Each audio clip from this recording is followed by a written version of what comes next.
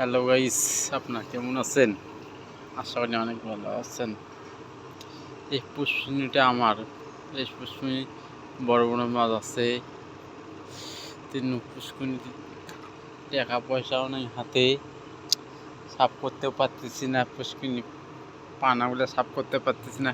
অনেক অনেক পানা হয়ে গেছে, পুষ্কুনিতে অনেক পানা হয়েছে। সাফ করতে টাকা পয়সাও নাই।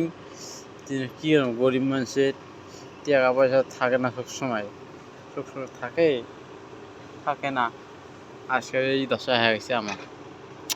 পুষ্কুনিতে সাফ করতে পারতেছি না, পানা সাফ করতে পারতেছি না। আমার কাছে টাকা পয়সাও নাই। এখন কি করবো আপনারা বলে দেন, কমেন্টে জানান গাইস।